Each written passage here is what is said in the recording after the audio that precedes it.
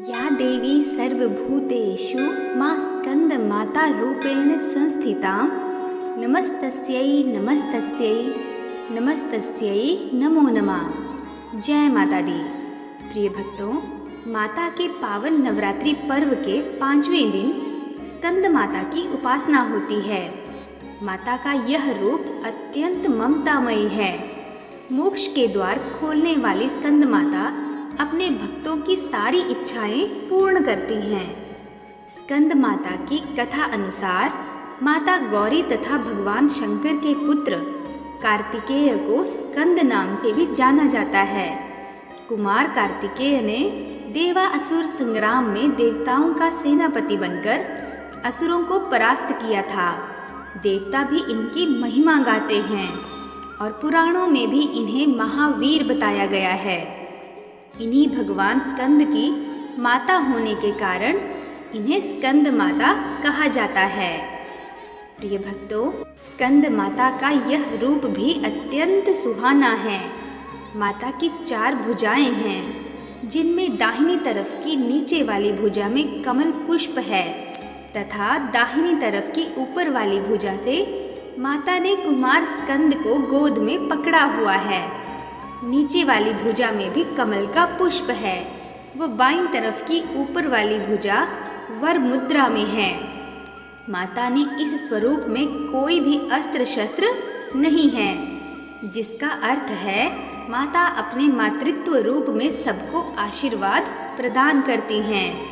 किंतु माता का वाहन शेर है, इसलिए इनके शांत स्वरूप को कभी भी कमज़ोर नहीं समझना चाहिए। माता का वर्ण पूर्णतया शुभ्र है। माता कमल के आसन पर भी दिखाई जाती हैं, इसलिए इन्हें पद्मासना देवी भी कहा जाता है। नवरात्र के 5वें दिन की पूजा का शास्त्रों में अत्यंत महत्व बताया गया है। इस दिन साधक का मन विशुद्ध चैतन्य में अवस्थित होता है। इस चक्र में मन होने के कारण साधक संसार की बाह्य क्रियाओं से मुक्त होता है तथा शुद्ध चित्त से दिव्यता की ओर अग्रसर होता है। स्कंद माता सूर्य मंडल में उपस्थित अधिष्ठात्री देवी का स्वरूप हैं। इनकी वंदन आराधना करने से भक्तों को तेज तथा कांति की प्राप्ति होती है।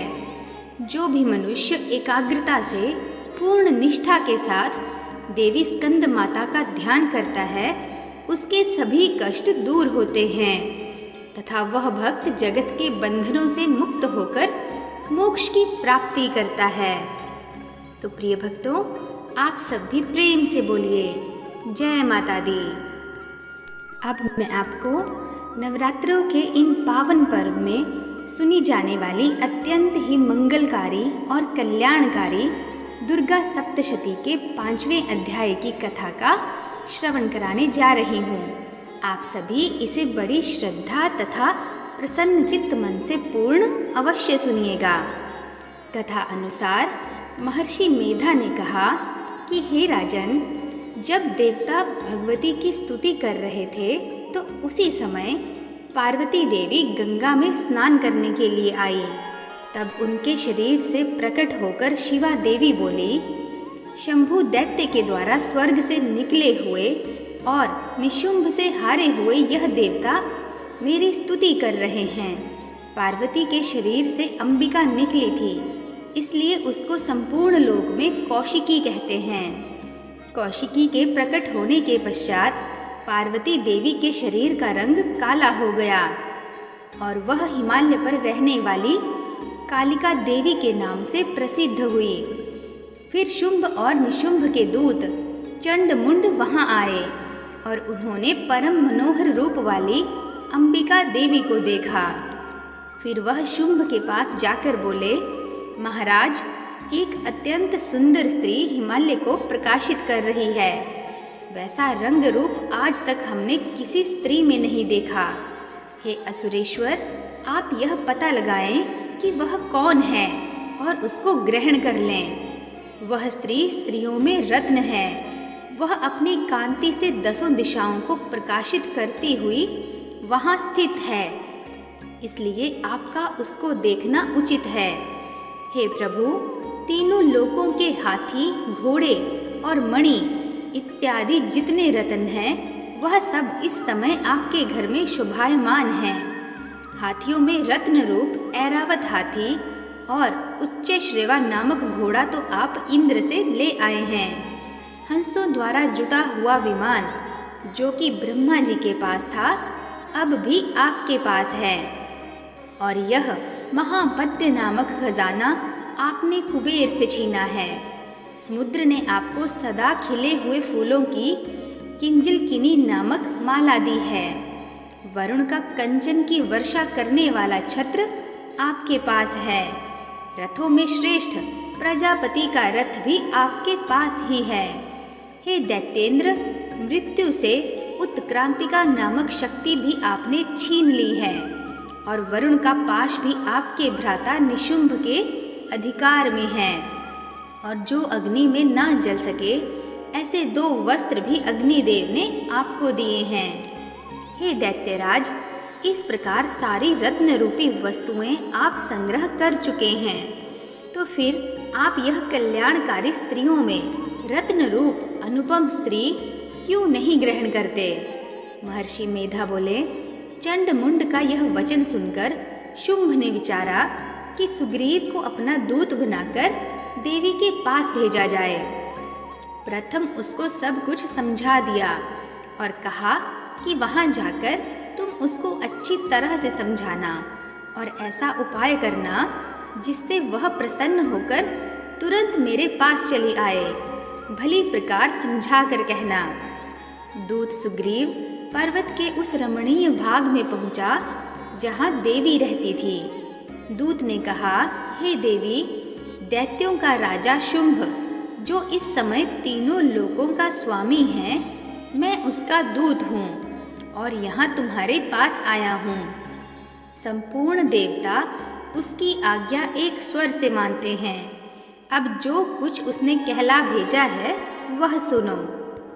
उसने कहा है, इस समय संपूर्ण त्रिलोकी मेरे वश में है और संपूर्ण यज्ञों के भाग को पृथक पृथक मैं ही लेता हूँ और तीनों लोकों में जितने श्रेष्ठ रत्न हैं वह सब मेरे पास हैं। देवराज इंद्र का वाहन ऐरावत मेरे पास है जो मैंने छीन लिया है।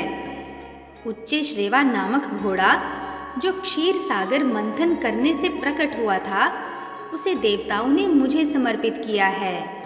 हे सुंदरी, इनके अतिरिक्त और भी जो रत्न भूषण पदार्थ देवताओं के पास थे वह सब मेरे पास हैं।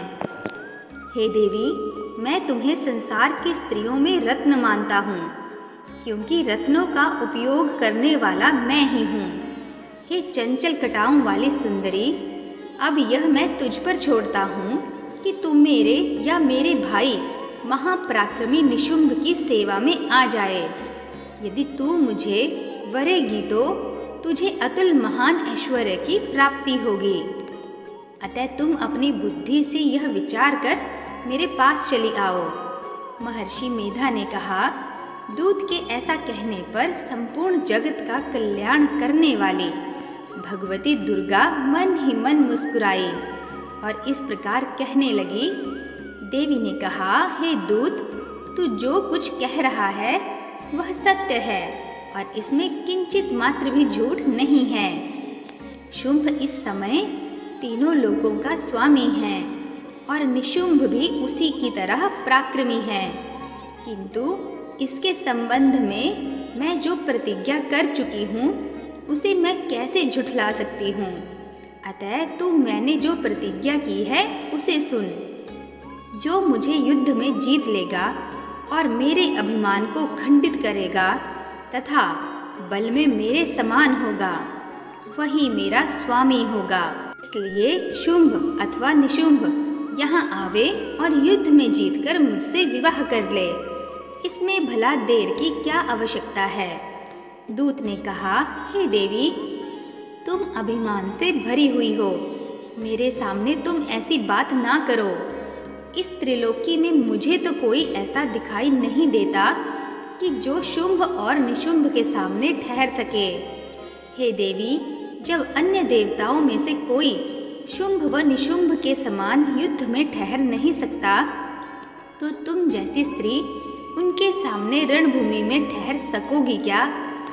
जिन शुंभ आदि असुरों के सामने इंद्र आदि देवता नहीं ठहर सके, तो फिर तुम अकेली स्त्री उनके सामने कैसे ठहर सकोगी? अतः तुम मेरा कहना मानकर उनके पास चली जाओ, नहीं तो जब वह तुम्हें केश पकड़कर घसीटते हुए ले जाएंगे तो तुम्हारा गौरव नष्ट हो जाएगा। इसलिए मेरी बात मान लो। देवी ने कहा, जो कुछ तुमने कहा है ठीक है। शुंभ और निशुंभ बड़े बलवान हैं, लेकिन मैं क्या कर सकती हूँ, क्योंकि मैं बिना विचारे प्रतिज्ञा कर चुकी हूँ। इसलिए तुम जाओ और मैंने जो कुछ भी कहा है वह सब आदरपूर्वक असुरेंद्र से कह दो। इसके पश्चात जो वह उचित समझे वो करे। महर्षि मेधा ने कहा, देवी की बात सुनकर दूत क्रोध में भरा हुआ वहां से असुरेंद्र के पास पहुंचा और सारा वृतांत कह सुनाया। दूत की बात सुन असुरेंद्र के क्रोध का पारावार ना रहा और उसने अपने सेनापति धूम्रलोचन से कहा कि तुम अपनी सेना सहित शीघ्र वहां जाओ और उस दुष्टा के केशों को पकड़कर उसे घसीटते हुए यहाँ ले आओ। यदि उसकी रक्षा के लिए कोई दूसरा खड़ा हो, चाहे वह देवता, यक्ष या गंधर्व ही क्यों न हो, उसको तुम अवश्य मार डालना। महर्षि मेधा ने कहा, शंभु के इस प्रकार आज्ञा देने पर धूम्रलोचन 60,000 राक्षसों की सेना को साथ लेकर वहां पहुंचा और देवी को देख ललकार कर कहने लगा, अरे तू अभी शुंभ और निशुंभ के पास चल। यदि तू प्रसन्नता पूर्वक मेरे साथ ना चलेगी तो मैं तेरे केशों को पकड़ घसीटता हुआ तुझे ले चलूंगा। देवी बोली, असुरेंद्र का भेजा हुआ तेरे जैसा बलवान यदि बलपूर्वक मुझे ले जावेगा तो ऐसी दशा में मैं तुम्हारा कर ही क्या सकती हूँ। महर्षि मेधा ने कहा, ऐसा कहने पर धूम्रलोचन उसकी ओर लपका, किंतु देवी ने उसे अपनी हुंकार से ही भस्म कर डाला। यह देखकर असुर सेना क्रुद्ध होकर देवी की ओर बढ़ी, परंतु अंबिका ने उन पर तीखे बाणों, शक्तियों तथा फरसों की वर्षा आरंभ कर दी। इतने में देवी का वाहन भी अपनी ग्रीवा के बालों को झटकता हुआ और बड़ा भारी शब्द करता हुआ असुर सेना में कूद पड़ा। उसने कई असुर अपने पंजों से, कई अपने जबड़ों से और कई को धरती पर पटक कर अपनी दाढ़ों से घायल करके मार डाला। उसने कई असुरों के अपने नख से पेट फाड़ डाले और कई असुरों का तो केवल थप्पड़ मारकर सिर धड़ से अलग कर दिया। कई असुरों की भुजाएं और सिर तोड़ डाले और गर्दन के बालों को हिलाते हुए उसने कई असुरों को पकड़कर उनके पेट फाड़कर उनका रक्त पी डाला। इस प्रकार देवी के उस महाबलवान सिंह ने क्षण भर में असुर सेना को समाप्त कर दिया। शुंभ ने जब यह सुना कि देवी ने धूम्रलोचन असुर को मार डाला है और उसके सिंह ने सारी सेना का संहार कर डाला है, तब उसको बड़ा क्रोध आया। उसके मारे क्रोध के होंठ फड़कने लगे और उसने चंड तथा मुंड नामक महाअसुरों को आज्ञा दी कि हे चंड मुंड, तुम अपने साथ एक बड़ी सेना लेकर वहां जाओ और उस देवी के बाल पकड़कर उसे बांधकर तुरंत यहाँ ले आओ। यदि उसको यहाँ लाने में किसी प्रकार का संदेह हो तो अपनी सेना सहित उससे लड़ते हुए उसको मार डालो और जब वह दुष्टा और उसका सिंह दोनों मारे जावें तब भी उसको बांधकर यहाँ ले आना। महर्षि मेधा ने कहा कि दैत्यराज की आज्ञा पाकर चंड और मुंड चतुरंगिनी सेना को साथ लेकर हथियार उठाए हुए देवी से लड़ने के लिए चल दिए। हिमालय पर्वत पर पहुंचकर उन्होंने मुस्कुराती हुई देवी जो सिंह पर बैठी हुई थी को देखा। जब असुर उनको पकड़ने के लिए तलवारें लेकर उनकी ओर बढ़े तब अंबिका को उन पर बड़ा क्रोध आया और मारे क्रोध के उनका मुख काला पड़ गया। उनकी भ्रिकुटियाँ चढ़ गई और उनके ललाट में से अत्यंत भयंकर तथा अत्यंत विस्तृत मुख वाली लाल आँखों वाली काली प्रकट हुई, जो कि अपने हाथों में तलवार और पाश लिए हुए थी। वह विचित्र खड्ग धारण किए हुए थी तथा चीते के चर्म की साड़ी एवं नरमुंडों की माला पहन रखी थी। उसका मांस सूखा हुआ था और शरीर केवल हड्डियों का ढांचा था, और जो भयंकर शब्द से दिशाओं को पूर्ण कर रही थी। वह असुर सेना पर टूट पड़ी और दैत्यों का भक्षण करने लगी। वह पाशर्व रक्षकों, अंकुशधारी महावतों, हाथियों पर सवार योद्धाओं और घंटा सहित हाथियों को एक हाथ से पकड़ पकड़ कर अपने मुंह में डाल रही थी। और इसी प्रकार वह घोड़ों, रथों, सारथियों व रथों में बैठे हुए सैनिकों को मुंह में डालकर भयानक रूप से चबा रही थी। किसी के केश पकड़कर, किसी को पैरों से दबाकर और किसी दैत्य को छाती से मसलकर मार रही थी। वह दैत्य के छोड़े हुए बड़े बड़े अस्त्र शस्त्रों को मुंह में पकड़कर और क्रोध में भर उनको दांतों में पीस रही थी। उसने कई बड़े बड़े असुर भक्षण कर डाले, कितनों को रौंद डाला और कितनी उसकी मार के मारे भाग गए। कितनों को उसने तलवार से मार डाला और कितनों को अपने दांतों से समाप्त कर दिया। इस प्रकार से देवी ने क्षण भर में संपूर्ण दैत्य सेना को नष्ट कर दिया। यह देख महापराक्रमी चंड काली देवी की ओर पलका और मुंड ने भी देवी पर अपने भयानक बाणों की वर्षा आरंभ कर दी और अपने हजारों चक्र उस पर छोड़े। उस समय वह चमकते हुए बाण व चक्र देवी के मुख में प्रविष्ट हुए इस प्रकार दिख रहे थे, जैसे मानो बहुत से सूर्य मेघों की घटा में प्रविष्ट हो रहे हों। इसके पश्चात भयंकर शब्द के साथ काली ने अत्यंत जोश में भरकर विकट अट्टहास किया। उसका भयंकर मुख देखा नहीं जाता था। उसके मुख से श्वेत दांतों की पंक्ति चमक रही थी। फिर उसने तलवार हाथ में लेकर हूँ शब्द कहकर चंड के ऊपर आक्रमण किया और उसके केश पकड़कर उसका सिर काटकर अलग कर दिया। चंड को मरा हुआ देखकर मुंड देवी की ओर लपका, परंतु देवी ने क्रोध में भरे उसे भी अपनी तलवार से यमलोक पहुंचा दिया। चंड और मुंड को मरा हुआ देखकर उसकी बाकी बची हुई सेना वहां से भाग गई।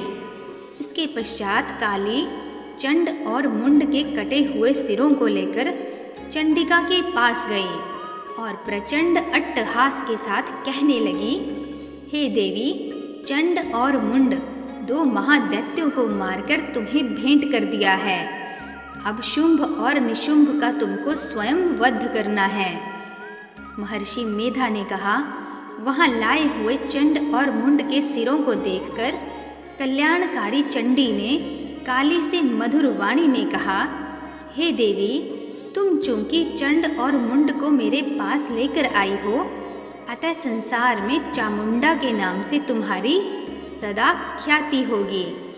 तो प्रिय भक्तों, आप सब भी प्रेम से बोलिए जय माता दी। आशा करती हूँ कि मेरे द्वारा सुनाया गया माँ की कथा का यह वर्णन आपको अत्यंत पसंद आया होगा।